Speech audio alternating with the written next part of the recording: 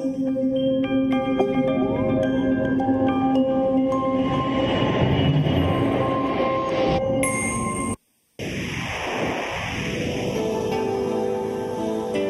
ka pagtuo, usa ka tingog, usa ka katawhan.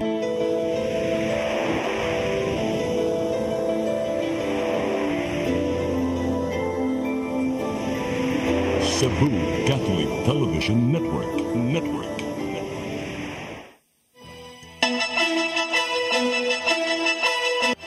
Uluhan sa mga balita sa Sayri 47. Unang duha ka adlaw sa filing of Certificate of Candidacy sa Rion 7. Nagmingaw. Dress code policy sa Basilica Minor del Santo Niño. Hugot ng gipatuma. No segregation, no collection policy. But ipatuman sa dakbayan sa Sug. Grupo sa mga babae nga nangulata og laing mga babae sa Lapu-Lapu. Gitagalan nga mutahan. Sugbo, Kabisayan ug Mindanao, Pilipinas ug katawhan kutos maabot sa tong Sibya sa tibuok kalibutan mayong hapon. Live kita karon sa CCTN Channel 47 ug kini ang tulumanon sa nagunang kasayuran nga angay natong masayran. Ako si Dennis Tabar. Tulumanon sa patas nga mga balita ug opinyon. Ako si Danica Caballes. Kini ang Sayri 47.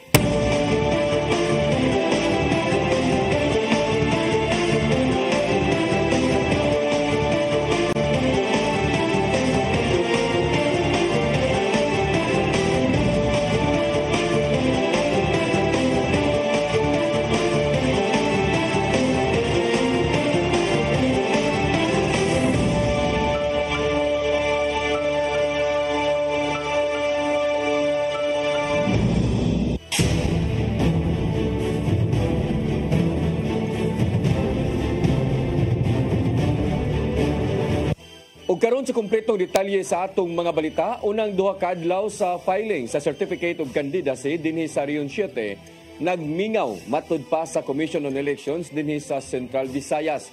Samtang nagpabilin usab ang Butris Region ang Central Visayas.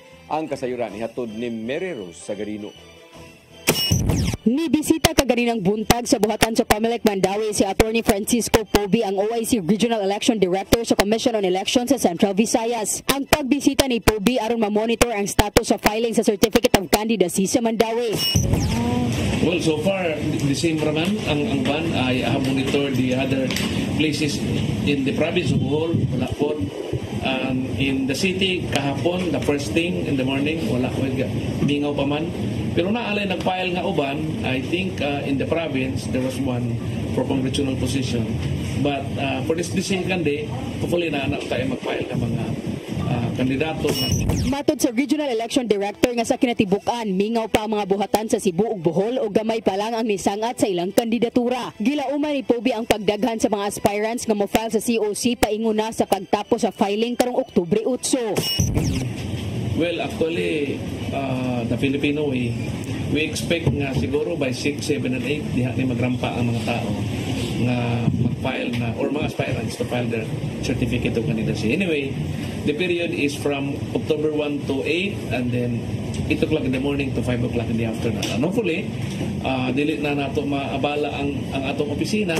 Ang election director niingon nga nakahimo na sila sa ilang contingency plan o gikinahanglang sistema kung unsaon pag-akomodar sa pagdaghan sa aspirants. Matud niya nga nakipagalayo na sila sa kapulisan o local government unit alang sa rescue teams nga motabang sa seguridad o crowd control. Samtang matud ni Pobi nga nagpabilin nga vote rich region ang Central Visayas bisan pa sa pagkawagtang sa duha ka probinsya sa Negros Oriental ug Siquijor. Siya niingon nga ang Sugbo dunay voting population nga mokabat sa 5 million, samtang ang Bohol adunay kapin sa 1 million. So, ang ato lang isyuhan ani is, kami ang pinakagamay ng region, kaya doon ang lamig ka probinsya. Ang uban, tagtulo, taglima. Pero as to the voting populations, dako paghihapon ang Central Visayas. Matod sa Regional Election Officer nga sukad niadtong Hulyo 1, ang mga record sa probinsya sa Negros Oriental ug Siquijor gibalhin na ngadto sa Negros Island Region nga nakabase sa Dumaguete City. Mary Rose Sagarino, CCTN News. Comelec Cebu nakadawat og 60 ka mga Certificate of Candidacy sa unang adlaw sa filing period, luko probinsya alang sa maabot nga 2025 elections. Hinuon malinaon ug walay nasugatang kagubot sa unang adlaw sa COC filing. Ang kasayuran hatod ni Gian Navarro. Sa unang adlaw sa filing period sa Certificate of Candidacy, ana sa 60 ka mga tao ang nilansar na sa gidaganan nila mga posisyon dinhi sa Sugbo. Sa ihap nga gihatag gikan sa Commission on Elections Cebu, naglangkob kini sa duha ka district representatives o sa ka provincial board member, tag-unom ka mayor og iyang bise og 45 ka mga konsehal. Bisan pa man og dili ing ana kakusog ang paghugup sa matag buhatan sa COMELEC, nakita ni Provincial Election Supervisor Attorney Marshall Sarno nga malinawon ang Day 1 sa COC filing. Sanglit wala man ninon nakasugat og kagubot ang mga election offices niya ng panahuna. Wa pa ning file diri sa ato ang opisina. Siguro mausad guro po ni status sa ubang lugar. But ang atong opisina o kining opisina sa ato ang sa field andam nga mudawat sa ilahang COC. Hinuon nabantayan silang buhatan nga ang uba mga kampo sa wahimbahay na sa COC filing mupatimaw aron pagduso silang kandidatura. Sumapaw sa Disano nga adunay uban nga igo lang naniid sa mamahimong kaatbang karong eleksyon. Apan adunay uban nga nituman raw usab sa mga tuo-tuo sama na lang sa petsa o oras silang pagduso sa kandidatura. Combination of both. Pero kalabanan siguro kining paniid pa. Sa ikaduhang adlaw sa COC filing, mingaw pa ang buhatan sa COMELEC sa probinsya sa Sugbo.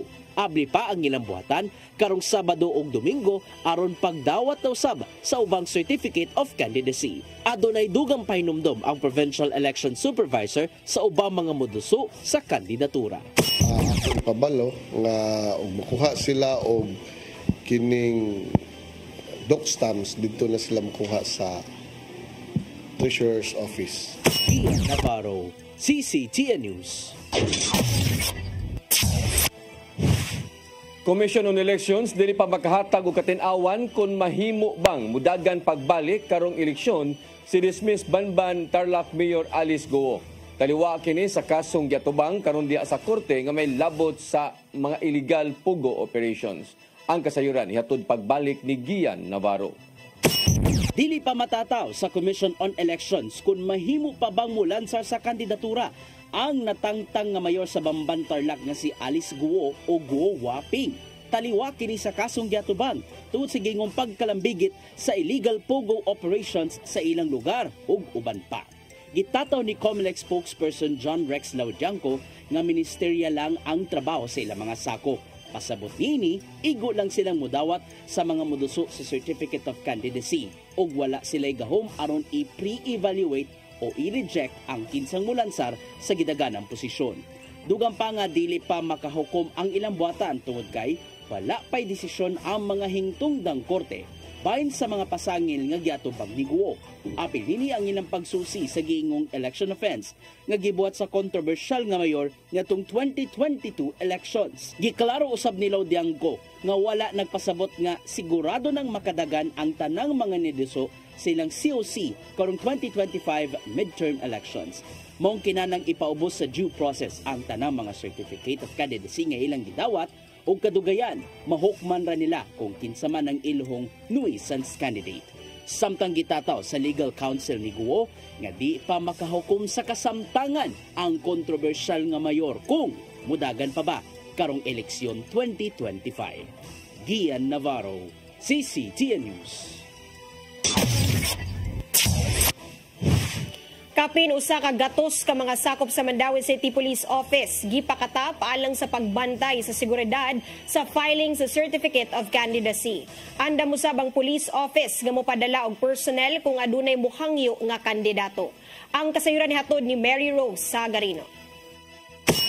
Sa gawa sa buhatan sa Commission on Elections sa syudad sa Mandawi, adunay naka-station ng mga pulis. Sila ang pipila ka personnel nga gipakatap sa Mandawi City Police Office pagpatuman sa seguridad sa mga musangat sa kandidatura alang sa midterm election sunod tuig. Matud sa tigpamaba sa Police Office nga si Lieutenant Colonel Mercy Villaro nga gawa sa mga gipakatap sa palibot sa COMELEC Office. Aduna usay nakapatrol, nag-checkpoints ana sa kadalanan ug naka-standby sa headquarters. Siya niingon nga moabot sa kapin usa ka gatos ka personnel ang ilang gipakatap og mahimong mapunan sa sunod nga mga adlaw kung modaghan ang mga musangat sa ilang kandidatura. Ang MCPO kasamtangang naka-heightened alert.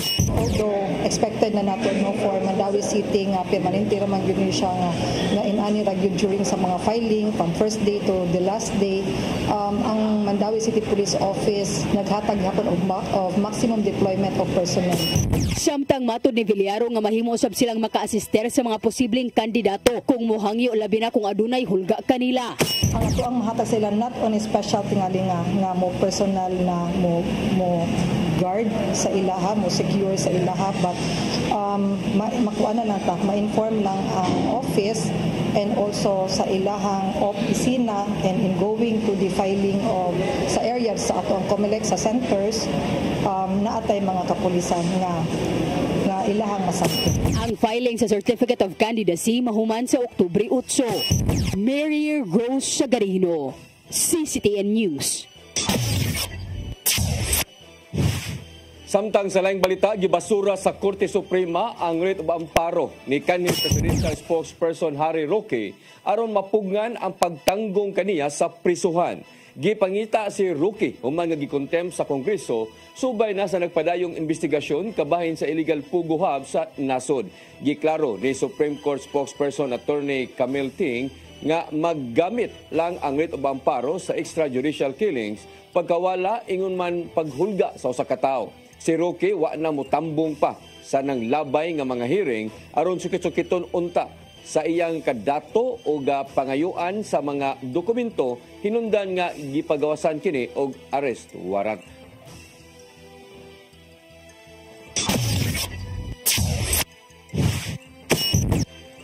Musunod, dress code policy sa Basilica Minori del Santo Niño hugot ng gipatuman. Kana og daghan pang mga balita sa pagbalik sa Sayre 47.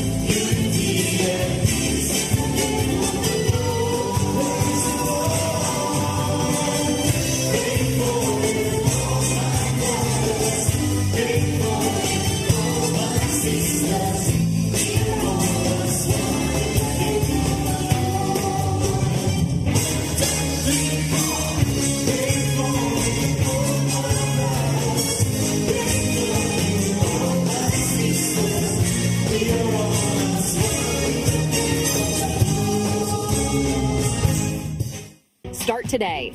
Unlock the secret to a healthier you. You're worth it. Health is wealth. Health Plus. CC Flow. And Health Lift Plus. Health is wealth. Kamang October 4, 5, and 6, another gathering will be held in Cebu City, the first National Charis Conference, which is open to all charismatic communities, realities, and expressions. Hosted by the Brotherhood of Christian Businessmen and Professionals, the event will have interesting workshops and topics to help us grow in our various charismatic gifts and charisms. Watch out for more details about this event from our host BCBP in the coming days. Meantime, let's be ready to join these gatherings and pray for the outpouring of the current of grace in the Philippines.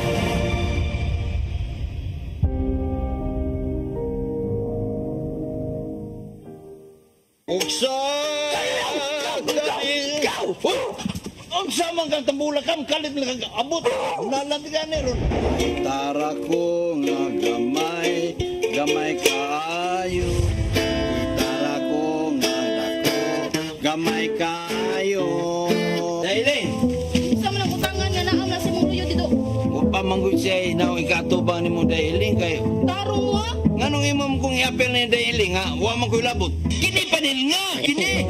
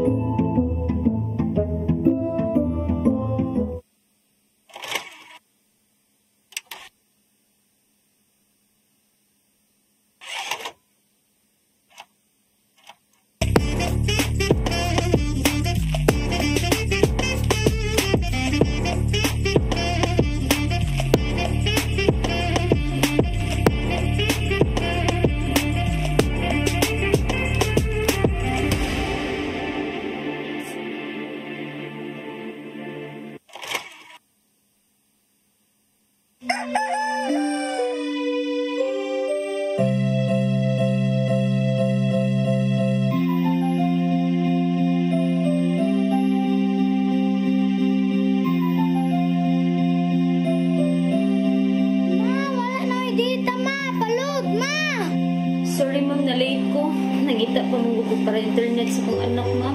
Ay, wala na yung problema. Pag-Sinisibu. Sinisibu, Sinisibu. For your internet connection.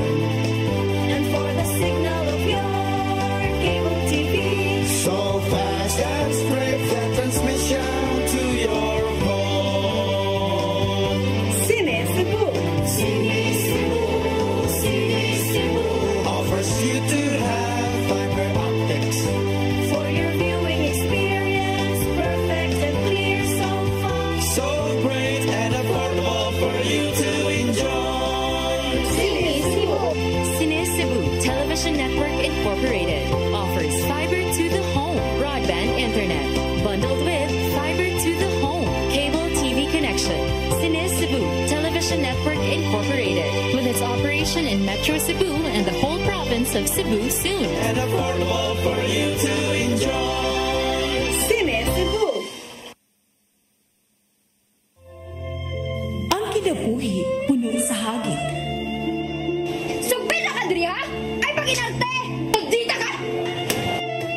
Puno sa pangutana. Bata pa gani ka kayo? Nagpuyap-puyap na ka? Kinsa man ang mukhang masakitin ako din ay karoon na kinsa! Kung si Buti mo'y pasabot na di. Puno sa luha. Nagpili pa. Ako nga imong anak o kanay imong mga babae. Kasuko.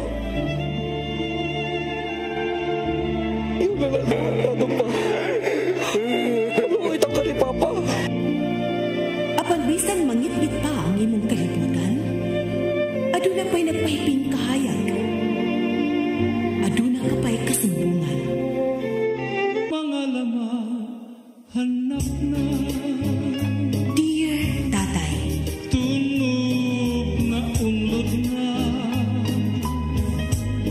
Nganong handong na. Wailaing pagi aron masabtan nato ang Biblia. Kinanglan nga doon na tayo relasyon kang Jesus. Hangtod sa layan natong panaguban, daghang salamat siya.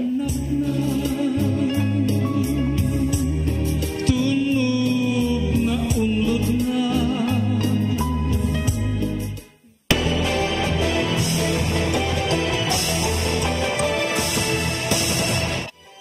Balik sa atong mga balita, hugot ng gipatuman ang dress code policy sa Basilica Minore del Santo Niño di Cebu.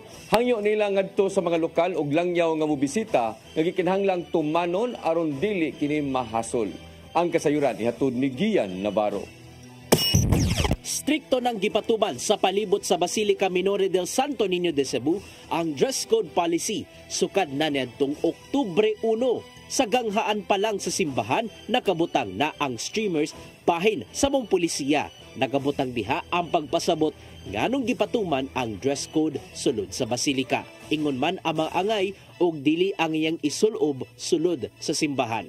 Ato sa pagsubay sa CCTN News Team sa ikaduhang adlaw sa implementasyon, sagad sa mga nakasulod, nisunod raw sab sa mong lagda.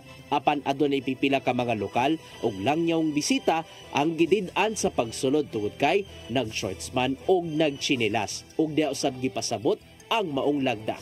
Tungod kay wala man gipasulod, nanagkot na lang ang ubang mga bisita sa kilid sa simbahan o di baka nagsinog sa Magellan's Cross. Sumapaning estudyante nga may nungdanon ang pagsanong sa gipatumang dress code policy sa basilika. Nakita niya nga kinahanglang tahuron ang pagkasagrado sa simbahan. Maong nituman siya sa wa pananagkot sa sulod. Useless ray mong gipagahan diri kung moray mong kuan gani mga dili ka mo follow sa kuan kung say gikan mo na grateful sad kay gipatuman na kay like sa simala di ba? Kuan man sa simala pod. Na same ra siya. Apil sa mga nipatuman sa mong pulisiya ang mga manindahay ug kandila sa palibot sa basilika. Sumapaning usa sa mga tindera nga gisabutan silang daan sa mga kaparian bahin sa dress code. Hinuon komportable ang pamati ining tindera sa iyang gisulob. Suportan mi kay para sad sa mga kadaghanan sad sir para mo say simple mi sa mga tao ba nga kanang presentable dapat ang isulob sa simbahan. Gibutyag sa head of security sa basilika nga wala na sila gipagawas nga panakton alang na sa ubang mga bisita. Maong hangyo nila ngadto sa mga lokal ug langyawng turista nga kinahanglang musanong sa gipatumang pulisiya. Hindi man doon nato malikayan sir kanang may magbugulbul kay natural na gitingali na natong mga Pinoy mas kuan patingali ang ubang lahi kay kuan kita. Ituyo sa kaparian sa Basilica Minore del Santo Niño ang dress code sa sulod aron magpabilin ang kasagrado sa dapit nga sama usab sa ubang mga simbahan sa nasod ug sa kalibutan. Gian Navarro, CCTN News. Moabot sa 14 ka mga multi-purpose vehicles. Gitunol kaganiang buntag sa lokal nga kagamahanan sa Dakbayan sa Lapu-Lapu sa 14 ka mga barangay sa Dakbayan. Usa sa maynungdanong gamit sa maong mga sakyanan nga aduna nay magamit ang matag barangay sa oras sa dinaliang tabang. Ang kasayuran hatod ni Crystal Joy Pelerca. Gitunol kaganihang buntag sa lokal nga kagamhanan sa Dakbayan sa Lapu-Lapu ang 14 ka mga multipurpose vehicles sa 14 ka mga nagkadaiyang mga barangay. Ang nidawat niini mao ang Barangay Babag, Bangkal, Buaya, Kalawisan, Gunob, Ibo, Mactan, Maribago, Marigondon, Pahak, Paho, Pusok, Tungasan ug Punta Inganyo. Matod ni Lapu-Lapu City Mayor Junior Dahongchan, ang pagtunol sa mga sakyanan sa 14 ka mga barangay, nagpasabot nga ang tanang 30 ka mga barangay aduna nay kaugalingong sakyanan nga magamit. Tungod kay ang 16 ka mga barangay ni adto pang nilabay nga tuig na hatagan. Dugang pa niya nga usa sa mahinungdanong gamitan sa mga service mao ang sa oras sa emerhensiya.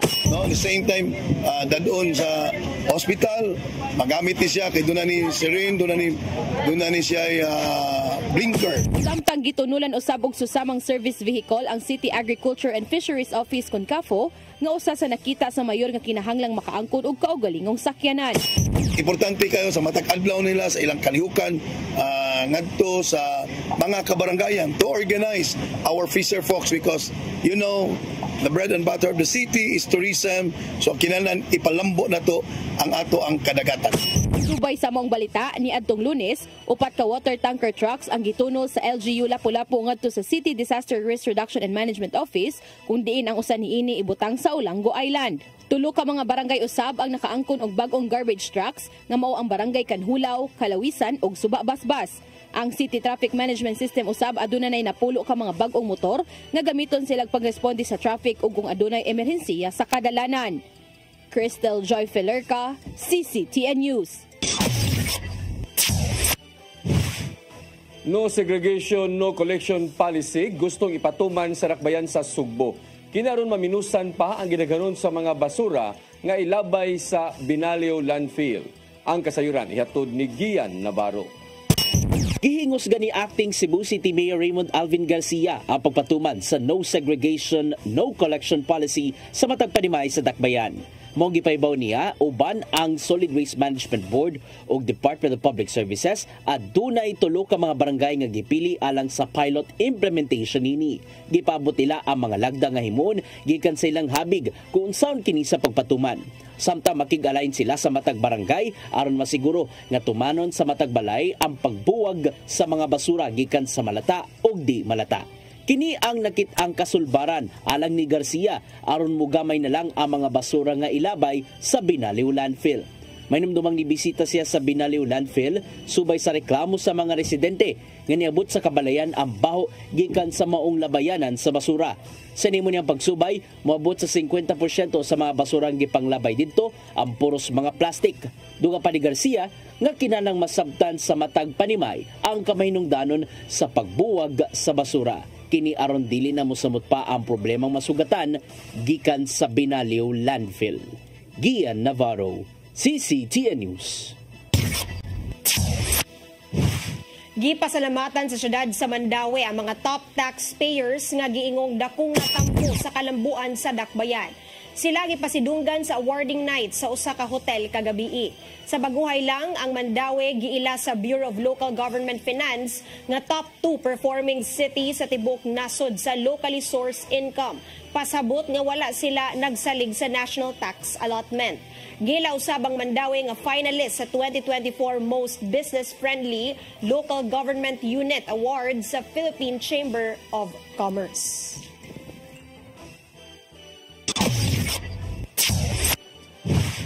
Waon na pag-ia sa mga motorista ang kung pag-i sa mga motorista ang Manifest Road sa Kampo 5 dakbayan sa Talisay human midahili ang yuta diha sa karsada. Suma pa sa City of Talisay Traffic Operations and Development Authority kun City Tuda nga resulta kini sa kusog nga pag-uwan kagabi. Gibutyag ni City Tuda Head Jonathan Tumulak nga way motorista ang naangol atol na sa pagdahili sa yuta. Dali silang mipahigayon og clearing operations aron paghawa na sa yuta o sa mga bato nga nagkatag sa karsada.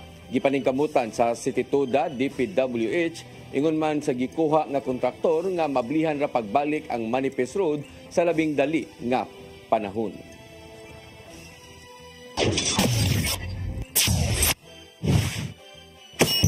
Mosunod, grupo sa mga babae nga nangulata og laing mga babae sa Lapu-Lapu gitagalang nga mutahan. Kana og daghan pa mga balita sa pagbalik sa Sayre 47.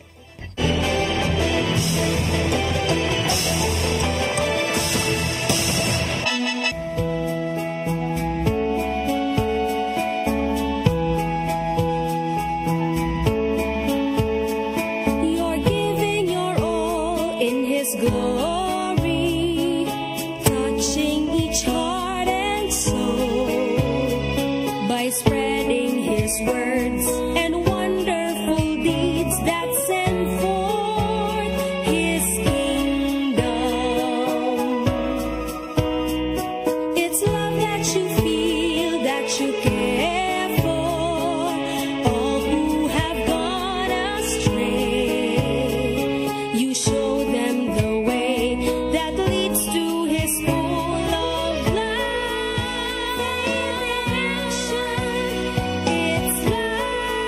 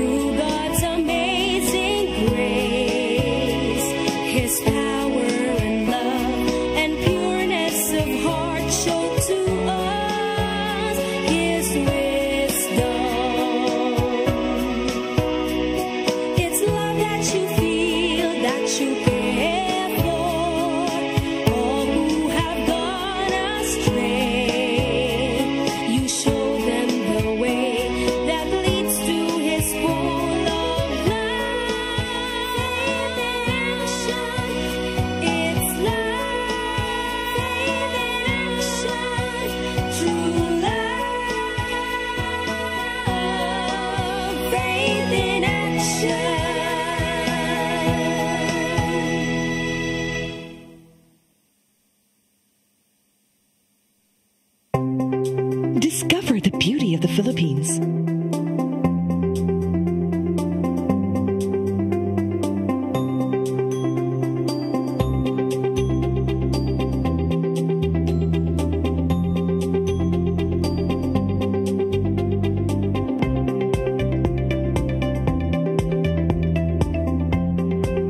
With Philippine Airlines, the country's flag carrier.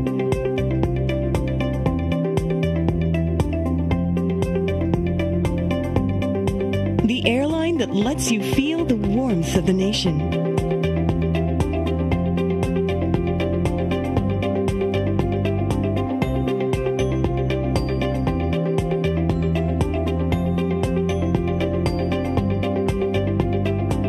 Mabuhay!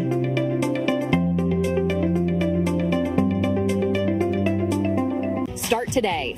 Unlock the secret to a healthier you. You're worth it. Health is wealth. Health plus. Easy flow. And health lift plus. Health is wealth. Migo George! Oh, ako? Naon sa maning tanawan eh, oh? Kalma lang. Kalma lang, Migo Dido. Siya ko nito. Ano mas kasigili? Sa'yo na. Oh, kano sa ba ka mumumbutan? Murag mao siguro na inyong hiwat, ha? Oh, pagtagsa mo ni.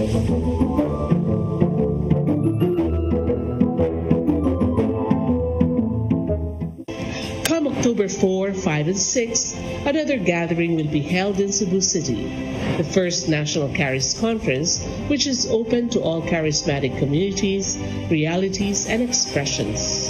Hosted by the Brotherhood of Christian Businessmen and Professionals, the event will have interesting workshops and topics to help us grow in our various charismatic gifts and charisms.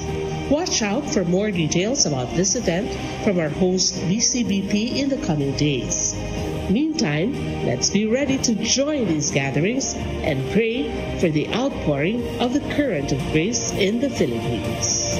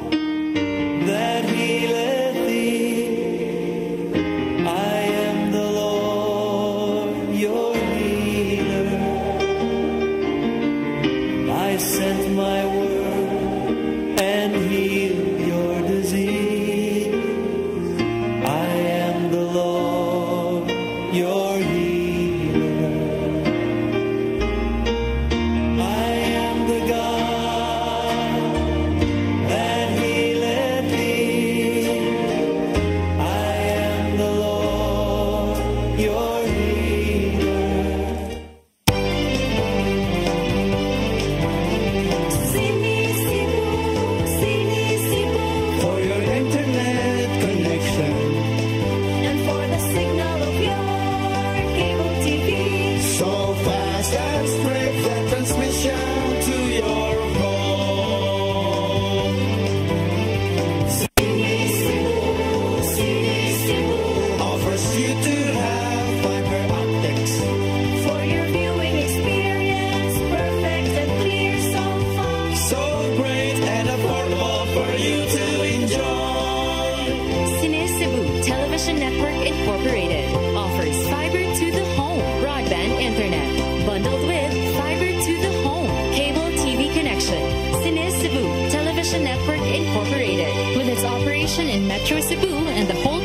parts of Cebu soon. For your internet connection And for the signal of your cable TV. so fast and straight that transmission to your home. Sini Cebu offers you to have fiber optics. For your viewing experience, perfect and clear so far. So great and affordable for you to enjoy.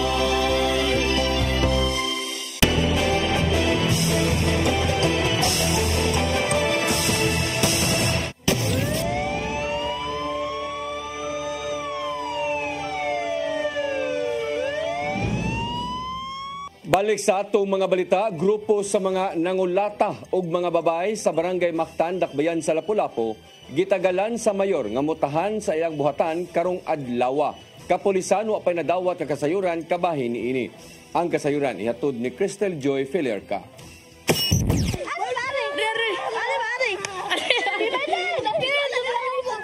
Mao kini ang video nga gipadala sa social media account ni Lapu-Lapu City Mayor Junior Dahongchan kung diin makita nga duha ka mga babae ang gidapatan sa grupo sa mga babae nga gibanabanang moabot sa 5 ka mga individual. Matod sa mayor nga nahitabo kini sa suong Barangay Mactan.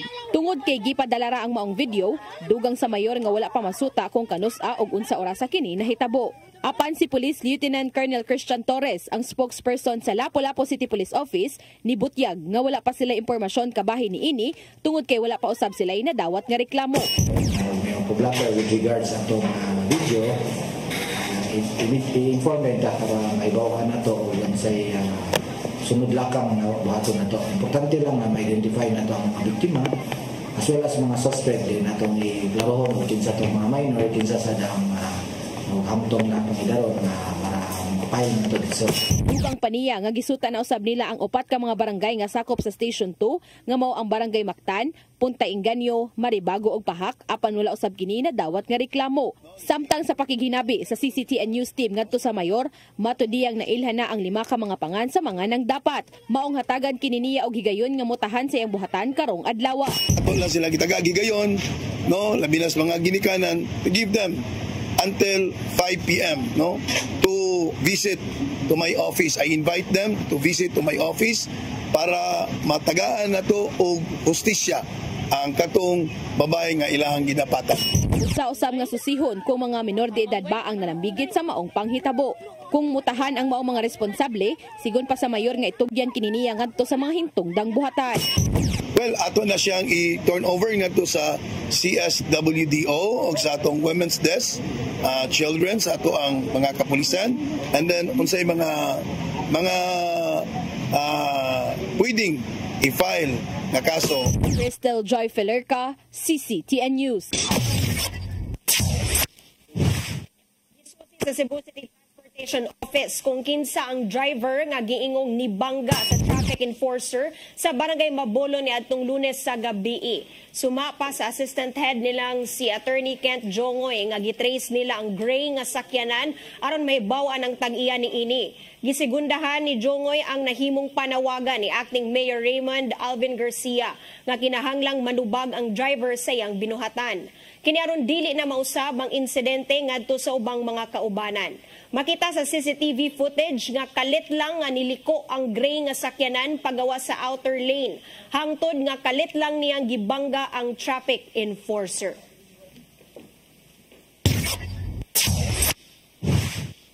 Mo kantong naglangkob sa atong mga balita sa Sayri 47, ako si Dennis Tabar. Ako si Danica Caballes, hangtod ugma sa inyong paboritong tulumanon. Sayri 47.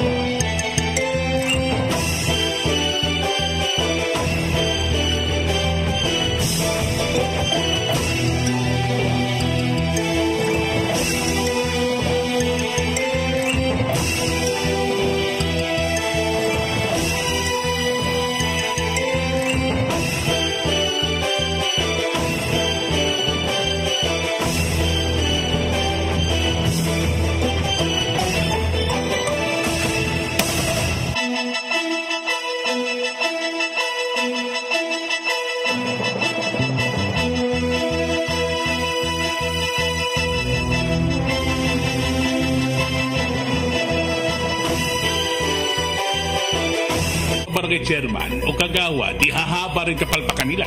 Eh kung may matitino, mapuputo talaga yung katinoan. Lumalangap ang hindi magagawa